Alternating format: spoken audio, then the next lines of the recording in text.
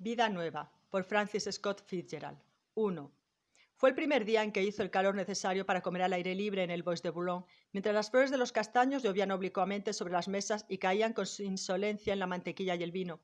Julia Ross se comió algunas con el pan mientras oía cómo los peces se movían en el estanque y los gorriones aleteaban alrededor de una mesa que acababa de quedar vacía.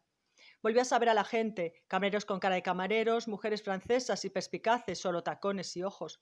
Phil Hoffman sentado en la silla de enfrente, con el corazón haciendo malabarismos sobre el tenedor, y el hombre extraordinariamente guapo que acababa de salir a la terraza. La fuerza transparente del mediodía púrpura no pesa el soplo de la brisa húmeda en los capullos sin abrir. Julia se estremeció con discreción, pudo controlarse. No saltó de alegría ni se puso a gritar «¡Bien! ¿No es magnífico?», ni lanzó el maître d'hôtel entre los lirios del estanque. Siguió sentada una mujer muy formal de 21 años y con discreción se estremeció. Phil se levantaba en aquel momento con la servilleta en la mano. Dick! ¡Phil! Era el hombre guapo. Phil se le acercó y lejos de la mesa se pusieron a charlar. Visto a Carter y Kitty en España, abarrotado el Bremer, así que iba. Luego el hombre siguió al jefe de camareros y Phil volvió a sentarse. ¿Quién es?, preguntó Julia. Un amigo, Dick Ragland. Es sin duda alguna el hombre más guapo que he visto en mi vida. Sí, es guapo, asintió Phil con poco entusiasmo. Guapo, es un arcángel, un puma. Está para comérselo. ¿Por qué no me lo has presentado? Porque es el americano con peor reputación de todo París. Tonterías, deben de ser calumnias, una conjura infame, una multitud de maridos celosos porque sus mujeres le han echado el ojo. Pero si ese hombre no ha hecho otra cosa en su vida que mandar cargas de caballería y salvar niños a punto de ahogarse. El caso es que no le invitan a ninguna parte, y no por una, sino por 1000 razones. ¿Qué razones? Todas. Alcohol, mujeres, cárceles, escándalos. Mató a uno con el coche. No da golpes, una persona despreciable. No me cree una palabra, dijo Julia con firmeza. Apuesto a que es una persona tremendamente interesante, y cuando has hablado con él parecías pensar lo mismo. Sí, dijo Phil de mala gana. Como muchos alcohólicos, tiene cierto encanto. Si por lo menos no hubiera complicado a nadie en sus líos, y precisamente cuando alguien lo ayuda y se toma por él las mayores molestias, entonces derrama la sopa en la espalda de su anfitriona, besa a la criada y pierde el conocimiento en la perrera. Y lo hace con frecuencia. Ha abusado de mucha gente y ya no le queda a nadie. Yo, dijo Julia. Quedaba Julia, que era casi excesivamente buena y a veces se quejaba de ser demasiado perfecta. Hay que pagar todo lo que se enseña todo lo que se añade a la belleza, es decir, las cualidades que funcionan como sustitutos pueden convertirse en un lastre cuando se añaden a la belleza. La mirada de Julia, luminosa, color avellana, era suficiente. No necesitaba el inquietante brillo de la inteligencia que le iluminaba. Su irrefrenable sentido del ridículo le afeaba la suave línea de los labios y su figura espléndida hubiera sido más evidente si se hubiera movido con un poco más de despreocupación y coquetería en vez de mantenerse sentada y de pie y muy derecha, de acuerdo con la disciplina que le había inculcado un padre severo. Jóvenes tan perfectos como Julia se habrían presentado alguna vez cargados de regalos, pero por lo general con aire de saberlo ya todo, de no tener posibilidades de seguir evolucionando.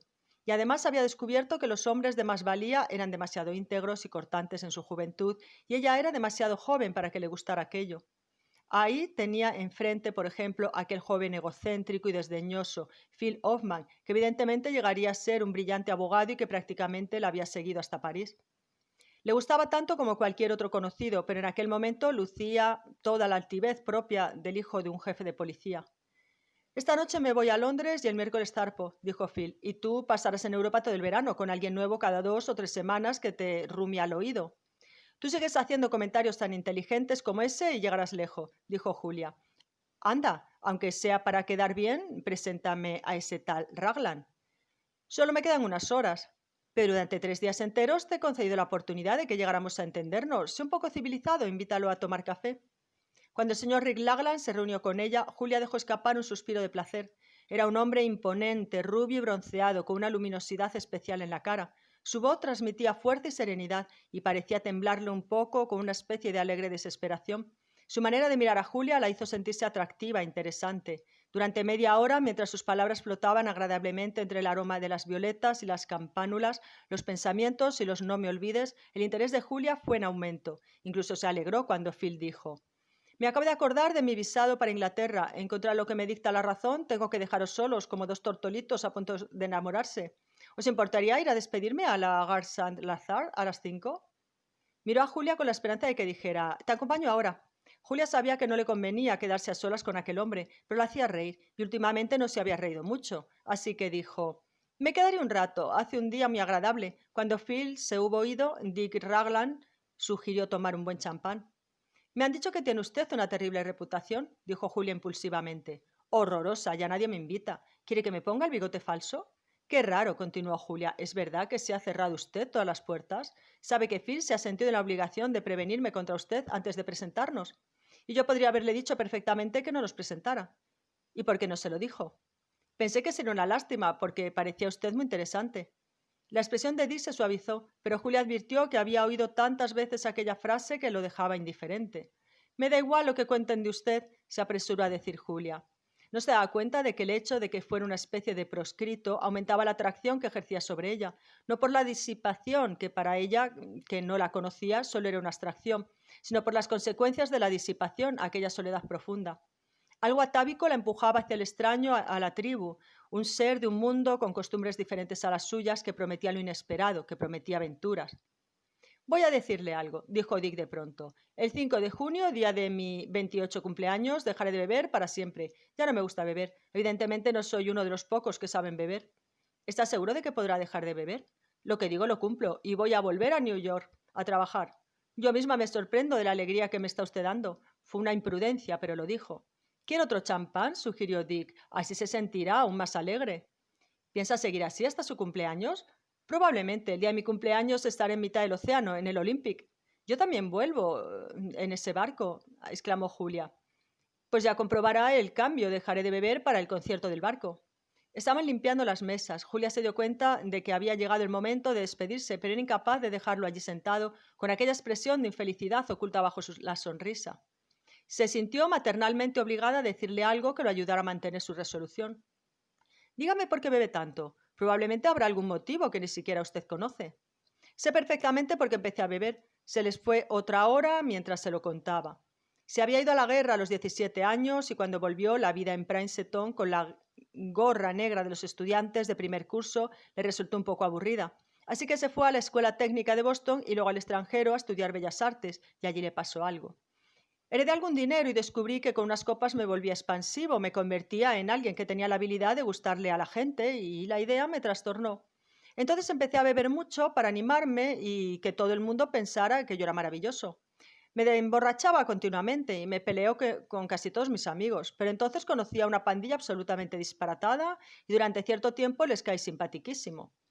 Pero me sentía superior a ellos y un día pensé, ¿qué hago yo con esta gente? Y claro, no les hizo mucha gracia. Y cuando un taxi en el que yo iba mató a un hombre, acabé en los tribunales.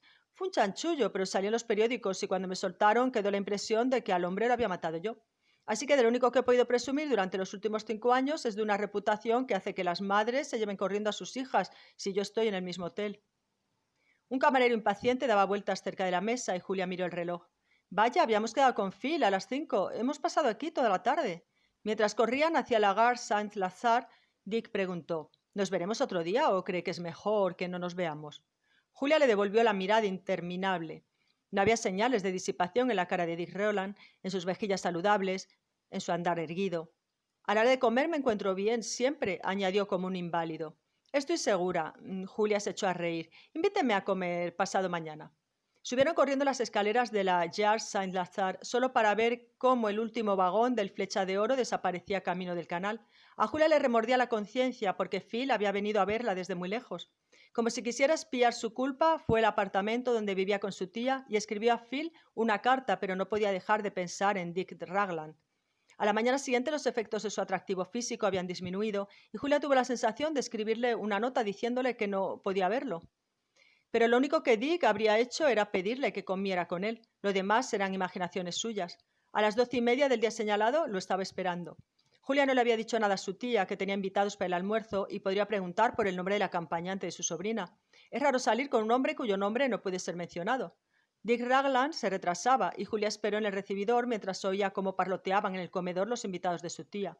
A la 1 abrió la puerta. En el rellano de la escalera había un hombre a quien no recordaba haber visto antes. Estaba blanco como un muerto y se había afeitado de un modo irregular. Llevaba el sombrero aplastado contra la cabeza como un moño. Tenía sucio el cuello de la camisa y todo, excepto la corbata, era impresentable. Pero en el instante en que reconoció a Dick Ragland, advirtió un cambio que redujo a la nada todos los demás. Un cambio en su expresión. Toda su cara era una absoluta mueca de burla y desprecio. Le costaba trabajo conseguir que los párpados no se le cerraran sobre los ojos fijos. La mandíbula inferior, descolgada, se adelantaba a los dientes superiores. La barbilla le temblaba como una barbilla postiza que se le estuviera despegando. Era una cara que al mismo tiempo expresaba e inspiraba asco. «Hola», murmuró. Julia retrocedió, se apartó de él, y entonces, en medio de un repentino silencio que llegaba al vestíbulo desde el comedor, inspirada por el propio silencio del vestíbulo, casi lo empujó al rellano de la escalera, salió del pasillo y cerró la puerta a sus espaldas. «¡Ah!», fue lo único que dijo con un suspiro espantada. «No he ido a casa desde ayer. Me lié en una fiesta y. Con repugnancia lo cogió del brazo y lo obligó a dar la vuelta, y tambaleándose bajaron las escaleras y pasaron ante la mujer del portero, que los observó con curiosidad tras los cristales de la portería. Y por fin salieron a la radiante luz del sol, a la Rue Guimener. Encontrarse con la luzania primaveral del jardín de Luxemburgo resultaba mucho más grotesco. Le daba miedo. Buscó desesperado un taxi, pero uno que doblaba la esquina de la Rue de Vaugirard no atendió a su señal. «¿Dónde vamos a comer?», preguntó Raglan. «Usted no está en condiciones de comer en ninguna parte. ¿No se da cuenta? Tiene que volver a casa a dormir». «Estoy perfectamente. En cuanto me tome una copa me pondré bien». Un taxi que pasaba frenó al ver la señal de Julia. «Tiene que ir a casa y dormir. No está en condiciones de ir a ninguna parte». Cuando consiguió fijar la mirada en Julia, de pronto vio algo fresco, nuevo y hermoso, algo ajeno al mundo turbulento y cargado de humo en el que había pasado las últimas horas. Y tuvo un atisbo de discernimiento. Julia vio cómo se le torcía la boca en una mueca de respeto y temor y se dio cuenta de que vagamente intentaba mantenerse derecho. El taxista bostezó. «A lo mejor tiene usted razón. Lo siento». «¿Cuál es su dirección?». Le dio sus señas e inmediatamente se derrumbó en un rincón del coche con expresión de seguir luchando para volver a la realidad. Julia cerró la puerta. Cuando el taxi se alejó, cruzó corriendo la calle y entró en el jardín de Luxemburgo como si alguien la estuviera siguiendo. 2. Por casualidad, Julia cogió el teléfono cuando Raglan llamó aquella tarde a las 7. Le temblaba la voz, forzada. «Me figuro que no servirá de mucho pedir perdón por lo de esta mañana. No sabía lo que hacía, aunque eso no sea una excusa. Pero si me permite verlo un momento mañana, solo un minuto, donde le parezca, me gustaría tener la oportunidad de decirle en persona lo terriblemente arrepentido que. Mañana tengo muchas cosas que hacer. ¿El viernes entonces o cualquier otro día? Lo siento, tengo muchas cosas que hacer esta semana. ¿Me está diciendo que no quiero volver a verme? Señor Raglan, no consigo entender qué utilidad tiene seguir dándole vueltas. La verdad es que no lo he pasado esta mañana. Ha sido excesivo. Lo siento mucho, espero que se encuentre mejor. Adiós».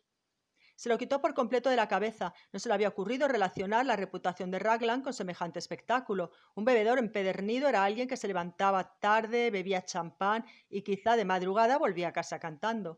Aquel espectáculo a plena luz del día era mucho peor. Para Julia era bastante.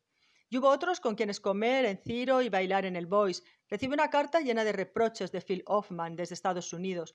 Ahora apreciaba más a Phil, que tanta razón llevaba en aquel asunto. 15 días después se hubiera olvidado por completo a Dick Raglan si no hubiera oído pronunciar su nombre con desprecio en varias conversaciones. Evidentemente había hecho cosas parecidas en otras ocasiones. Entonces, una semana antes de zarpar, se lo encontró en el despacho de billetes de la White Star Line. Era tan guapo, Julia apenas daba crédito a sus ojos. Apoyaba un codo en el mostrador, imponente y erguido, con los guantes amarillos tan inmaculados como sus ojos transparentes, luminosos. Su personalidad, tan llena de fuerza y alegría, había seducido al empleado que lo atendía con fascinada deferencia. Las mecanógrafas levantaban la vista un instante e intercambiaban miradas. Entonces vio a Julia, que lo saludó con la cabeza y con un cambio de expresión repentino, casi una mueca de dolor. Raglan se quitó el sombrero. Llevaban un buen rato juntos, cerca del mostrador, y el silencio era agobiante. «¿No es una lata?», dijo ella. «Sí», dijo el nervioso y añadió. «¿Vuelve en el Olympique?». «Sí». Pensaba que a lo mejor había cambiado de barco. «No, por supuesto que no», dijo Julia con frialdad. «Yo pensaba cambiar, de hecho estoy aquí para solicitarlo». «Es absurdo». «¿No le resulta insoportable mi presencia? ¿No se mareará cada vez que nos crucemos en cubierta?». Julia sonrió y Raglan aprovechó su ventaja. «He mejorado un poco desde la última vez que nos vimos». «No hable de eso». «Bueno, entonces ha mejorado usted. Lleva el vestido más bonito que he visto en mi vida». Era un cumplido exagerado, pero casi logró estremecerla. «¿No le apetecería tomar café conmigo en la cafetería de al lado, a ver si nos recuperamos de este martirio?» Qué debilidad hablar con él así, permitirle sus insinuaciones. Era como estar fascinada por una serpiente. «Me temo que no me es posible». Un asomo de terrible timidez y vulnerabilidad se insinuó en la cara de Rick Raglan y tocó una fibra del corazón de Julia, que se sorprendió al oírse decir: «Vale, muy bien». Sentados a una mesa en la acera al sol, nada le recordaba a Julia lo que había pasado aquel día horroroso de hacía 2 semanas. Jenkins y Hyde. Era cortés, era encantador, era divertido. Y le hacía sentirse tan atractiva, tan interesante, y él ni parecía darse cuenta. ¿Ha dejado de beber?, preguntó. ¿Hasta el 5 de junio? No. Ah, ¿hasta el día que tengo decidido? No. Entonces dejaré de beber. Cuando Julia se levantó para irse, Raglan sugirió un futuro encuentro. Ella negó con la cabeza. Nos veremos en el barco después de su 28 cumpleaños. De acuerdo. Otra cosa, es lógico que pague un alto precio por mi delito. Le he hecho algo imperdonable a la única chica de la que he estado enamorado en mi vida. Lo vio en el barco el primer día y se le cayó el alma a los pies cuando se dio cuenta de hasta qué punto lo deseaba.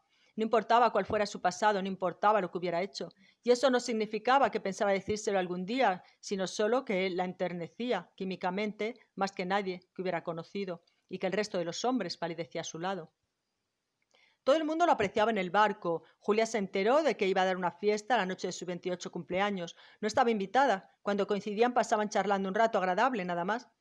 El día 6 la encontró tumbado en su silla de cubierta, blanco como la cera. Tenía arrugas en la frente y alrededor de los ojos, y la mano, cuando la alargó para coger una taza de caldo, le temblaba.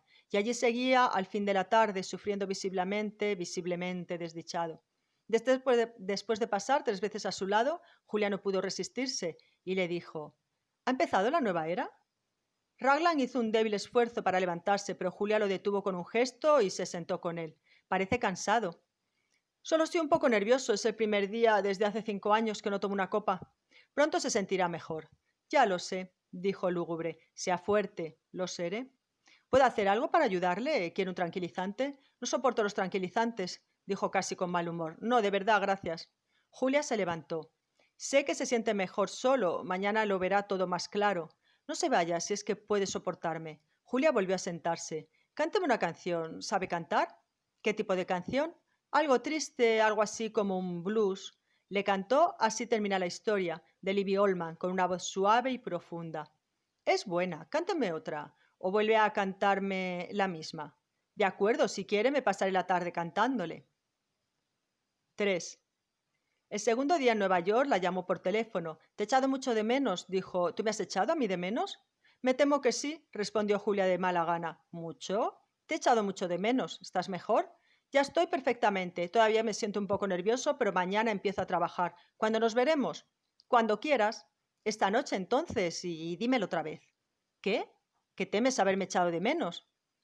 Me temo que sí, dijo Julia obediente. Que sí me has echado de menos, añadió Dick. Me temo que sí te he echado de menos. Estupendo, suena como esas canciones que cantas. Adiós, Dick. Adiós, Julia, querida. Julia se quedó en Nueva York 2 meses en lugar de los 15 días que había planeado, porque Dick no la dejaba irse. El trabajo ocupaba durante el día en lugar de la bebida, pero luego necesitaba ver a Julia. A veces ella sentía celos de su trabajo cuando él la llamaba por teléfono y le decía que estaba demasiado cansado para ir al teatro. Sin alcohol, la vida nocturna no significaba nada para él. Era algo sin sentido ni interés. Para Julia, que nunca bebía, la noche por sí sola era estimulante. La música y el desfile de trajes de noche y la hermosa pareja de baile que formaban. Al principio veían a Phil Hoffman de vez en cuando. Julia pensaba que se había tomado aquello bastante mal y luego dejaron de verlo. Ocurrieron algunos incidentes desagradables. Una antigua compañera de colegio, Esther Carey, le preguntó si conocía la reputación de Dick Raglan. En lugar de enfadarse, Julia la invitó a conocer a Dick y le encantó la facilidad con que cambiaron las convicciones de Esther. Hubo otros episodios fastidiosos, poco importantes, pero por fortuna las tropelías de Dick no habían salido de París y en Nueva York parecían lejanas e irreales. Se querían profundamente. El recuerdo de aquella mañana se iba borrando poco a poco de la mente de Julia, pero quería estar segura. Dentro de 6 meses, si todo sigue igual, anunciaremos nuestro compromiso y cuando pasen otros 6 meses nos casaremos. Es demasiado tiempo, se quejó Dick. Recuerda tus últimos 5 años, contestó Julia. Confío en ti con la inteligencia y con el corazón, pero algo me dice que esperemos. Recuerda que también estoy decidiendo por mis hijos.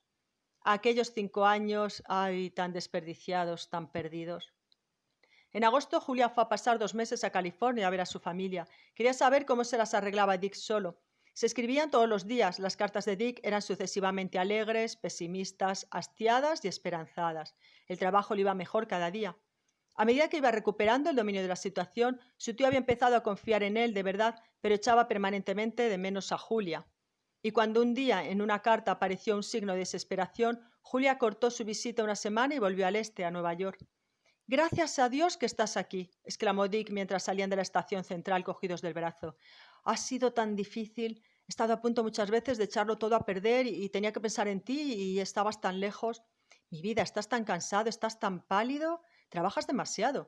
«No, lo único que pasa es que vivir solo es muy triste. Cuando me acuesto no puedo dejar de darle vueltas a la cabeza. ¿No podríamos adelantar la boda?» «No lo sé, ya veremos. Ahora ya tienes a tu Julia cerca y lo demás no importa». Una semana más tarde, Dick ya se había recuperado. Cuando se ponía triste, Julia lo trataba como a un niño apretando su hermosa cabeza contra el pecho, pero prefería que Dick confiara en sí mismo y la animara, que le hiciera reír y sentirse cuidada y segura. Había alquilado un apartamento con otra chica y seguía unos cursos de biología y economía doméstica en Columbia. Cuando llegó el otoño iban juntos al fútbol y a los estrenos de teatro y paseaban por Central Park, donde habían caído las primeras nieves, y también pasaban tardes enteras frente a la chimenea del apartamento de Julia. Y el tiempo corría y los dos se sentían impacientes. En vísperas de Navidad, una visita inesperada, Phil Hoffman, se presentó en casa de Julia. Era la primera vez en muchos meses. Nueva York, con su característico laberinto de accesos y escaleras próximos pero independientes, es poco propicia incluso al encuentro con los amigos íntimos, pero en el caso de unas relaciones tensas es fácil evitar los encuentros. Y ellos eran dos extraños. Phil, con su manifiesto escepticismo acerca de Dick, se había convertido automáticamente en un enemigo, aunque por otra parte Julia reconocía que había mejorado, que se había desprendido de algunas de sus peores facetas. Era ayudante del fiscal del distrito y cada vez se movía en su profesión con mayor desenvoltura. «Así que te vas a casar con Dick», dijo. «¿Cuándo?» «Muy pronto, cuando mi madre venga al este». Phil negó decididamente con la cabeza. «Julia, no te cases con Dick. No tengo celos, sé perder, pero me parece terrible que una chica tan maravillosa como tú se lance con los ojos cerrados a un lago lleno de rocas. ¿Qué te hace pensar que la gente cambia de rumbo? A veces se seca o incluso toma un canal paralelo, pero no conozco a nadie que haya cambiado de verdad». «Dick ha cambiado. Quizá, pero no es un quizá tremendo. Si no fuera atractivo y te gustara, te diría adelante. A lo mejor estoy absolutamente equivocado, pero resulta evidente que lo que te fascina es su pinta imponente y esos modales encantadores».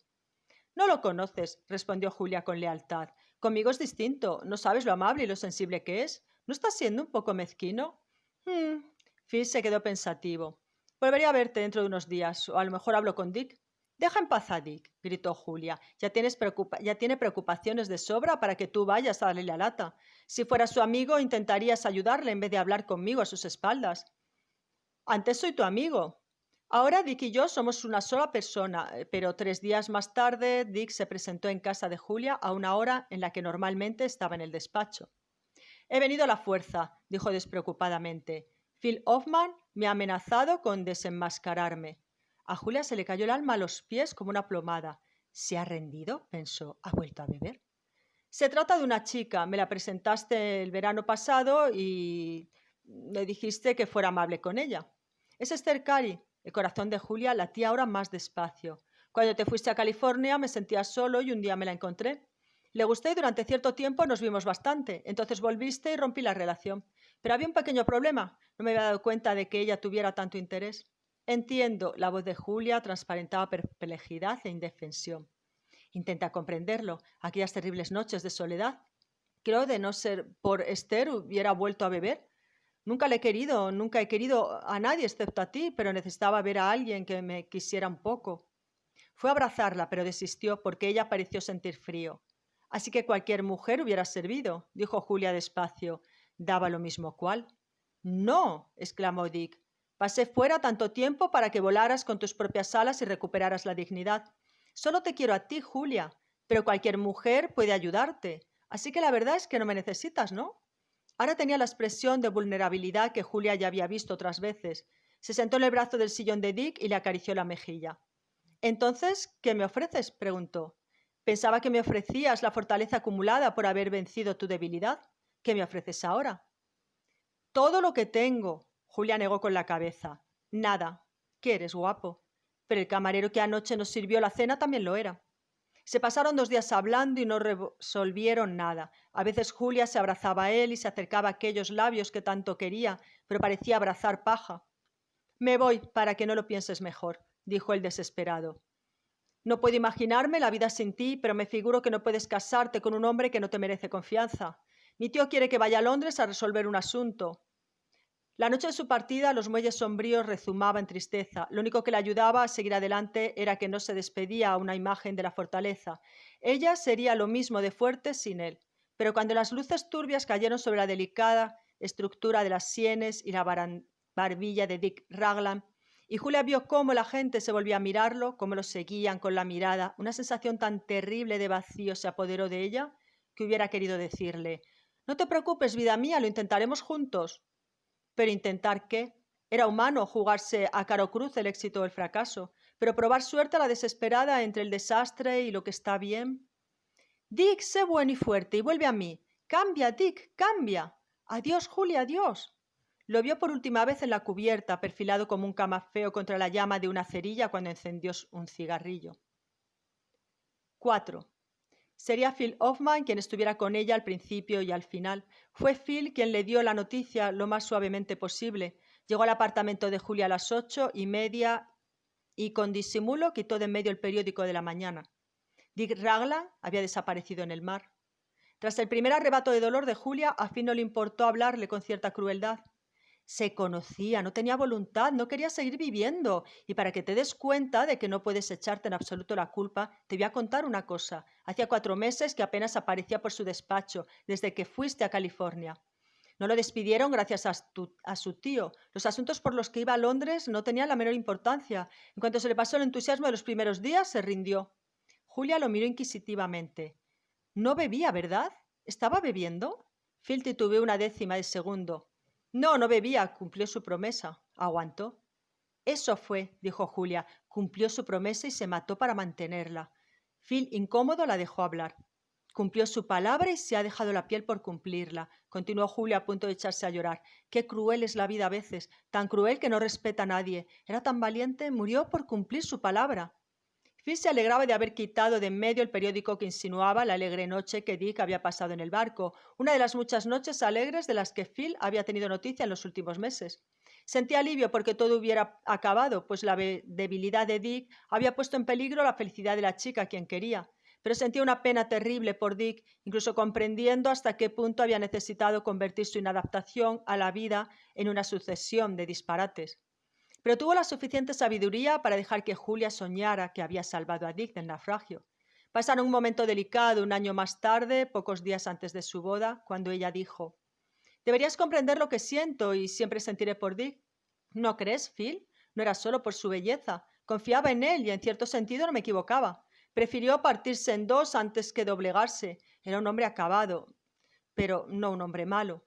Me lo dijo el corazón la primera vez que le vi. Phil acusó el golpe, pero no dijo nada. Quizá había algo más que ellos no conocían. Era mejor que descansar en las profundidades del corazón de Julia y en las profundidades del océano.